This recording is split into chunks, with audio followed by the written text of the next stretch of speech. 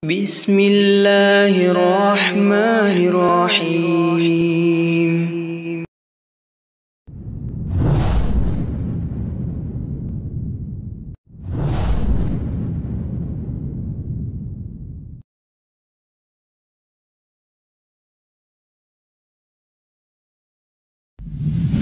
Usahakan agar kau hidup tidak punya hutang ya. Ya, kalau ingin hidup lebih bermakna, lebih bermanfaat, maka usahakan hidup tanpa hutang. Tentunya susah ya. Kita rata-rata pasti punya hutang. Antum punya hutang, saya juga punya hutang ya. Tapi ya tergantung tingkat hutangnya berapa itu aja. Semakin banyak semakin bikin pusing ya. Ya, karena memang hutang itu kalau bagi orang-orang yang zalim, mungkin dia cuek aja, dia punya hutang, dia nipu orang, enggak ada masalah. Tapi bagi orang-orang yang beriman, hutang itu suatu permasalahan besar. Dan harus dia permasalahkan. Karena hutang itu sangat berbahaya. Nabi pernah tidak mau menyelatkan orang gara-gara belum bayar hutang. Ya. Ya. Oleh karenanya seorang berusaha kalau punya hutang segera dia cicil agar dia lepas dari kegelisahan. Dalam Sahih Al-Bukhari dari Aisyah radhiyallahu taala anha, anna Rasulullah sallallahu alaihi wasallam kana yad'u fi salat. Bahwasanya Rasulullah sallallahu berdoa dalam salatnya. Allahumma inni a'udzubika min adzabil qabr wa a'udzubika min fitnatil masiihid dajjal. Ya Allah, aku berlindung kepada Engkau dari azab kuburan. Aku berlindung kepada Engkau dari fitnah Masih Dajjal.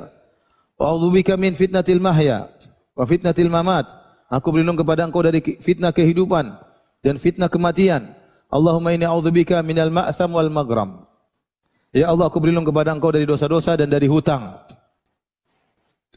Faqala lahu qail, ada yang bertanya kepada Nabi SAW, ma aktsara ma tasta'idzu minal maghram. Ya Rasulullah, kenapa seringkali engkau berdoa berlindung daripada hutang? Jangan sampai berhutang. Faqala, maka Nabi menjelaskan, innar rajula idza gharim haddatsa fakadzaba. Sungguhnya seorang kalau sudah berhutang, maka dia berbicara dan maka dia berdosa. Wa wa'ada fa akhlafa. Dia berjanji, akhirnya dia menyelisihi. Ya. Dan ini dalil bahwasanya utang itu bisa mengantarkan orang kepada kebinasaan. Utang itu akhirnya mengantarkan orang kepada dosa-dosa besar. Idza gharim haddatsa fakadzaba. Kalau dia sudah berhutang, akhirnya dia ngomong dan dia dusta. Supaya apa? Supaya bisa tidak bayar hutang. Wa ada fa akhlafa. Dia janji, ternyata dia menyelisihi. Minggu depan saya bayar hutang, ternyata enggak bayar. Saya lagi enggak ada uang, padahal ada uang. Misalnya. Jadi banyak dia terjerumus dalam kedustaan, dalam menyelisih janji, terjerumus dalam sifat-sifat orang munafik.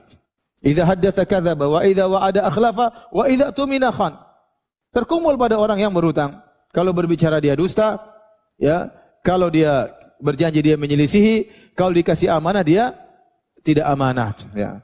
Orang yang hutang, ya, kalau dia ingin lari dari hutangnya, akhirnya terjerumus dalam dosa-dosa besar tersebut.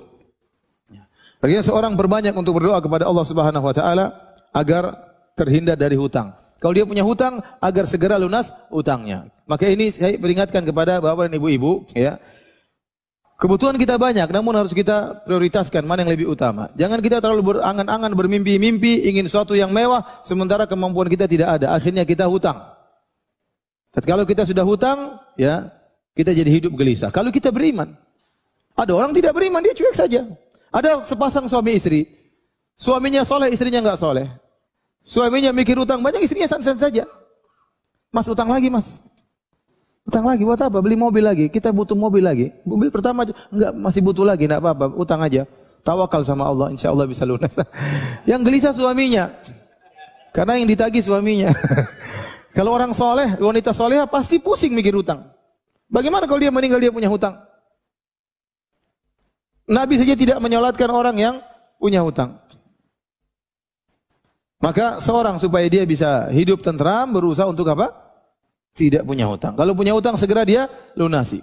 Dan penyakit orang kalau sudah punya hutang, dia akhirnya nunda-nunda pembayaran. Dia sebenarnya mampu bayar, dia tidak bayar. Dan ini berbahaya seperti ini. Dan Nabi mengatakan, matalul ghani zulmun. Orang-orang yang mampu untuk bayar hutang, kemudian dia tunda-tunda, dia berbuat zalim. Sejauh mana, selama itu dia nunda-nunda bayar hutang, dia zalim terus. Kalau sudah jatuh tempo, dia harus bayar. Sementara syaitan datang, ingin, dia punya uang, ada uang di tangan, dia gatal ingin beli-beli barang yang baru. Dia tidak bayar hutang. Ini hukumnya haram. Dan akhirnya apa? Dia tidak tahu balas budi. Ya akhi, sekarang zaman sekarang, ya, siapa yang meminjamkan uang sama kita kecuali orang yang baik? Ya. Orang saja susah untuk cari pinjaman, akhirnya minjam di tempat-tempat riba dengan jaminan macam-macam dengan yang meminjamkan kita uang dengan uang segar dikasih begini ya. Siapa kecuali orang baik? Orang ini berarti dia husnudzon sama kita. Dia perhatian sama kita, dia baik sama kita, dia mau ingin menghilangkan kesulitan kita. Terus setelah kita ambil kita nggak bayar-bayar, apa kita nggak kurang ajar ya? Air itu dibalas dengan air tuba. Maka seorang kalau punya hutang, ya jangan pikirkan beli macam-macam, bayar dulu hutang. Jangan sampai dia meninggal dalam kondisi dia punya hutang. Istrinya mau ngomel-ngomel biarin aja. Ya. Ya. Mau minta beli ini beli anu jangan turuti. Yang penting utang selesai dulu. Ini amanah. Ya, kita balas kebaikan dengan apa? Dengan kebaikan. Ya. Baik, jadi berusaha hidup jangan di luar kemampuan. Jangan pingin rumah ternyata duit enggak punya, akhirnya beli rumah yang besar, hidup utang terus menerus. Ya. Pingin kelihatan mewah, beli mobil mahal, akhirnya hidup dibunuh dengan apa? Utang. Utang bukannya enggak boleh, boleh, tapi untuk yang perkara-perkara yang primer. Utang, karena memang kita benar-benar butuh motor, silakan utang, tidak apa-apa. Kita punya gaji, kita potong. Kalau perkara primer nggak ada masalah. Tapi kalau untuk tajmilat atau tahsinat, untuk sekedar lebih afdol dalam masalah dunia, akhirnya kita ngutang sana, ngutang sini, ya itu repot. Akhirnya kita repot sendiri. Ya. Kecuali antum adalah orang yang tidak bertakwa kepada Allah. Utang nggak urusan. Ya. Orang tagih sana sini tinggal matikan telepon. Ya. Cuek aja. Nagih-nagih terus, nomor telepon ganti. Gampang. Nagih-nagih terus kabur ke negeri kota lain. Dan itu terjadi sebagian orang seperti itu ya. Maka kalau ingin hidup lebih bermakna, jangan sering pinjam uang ya. Jangan sering pinjam uang.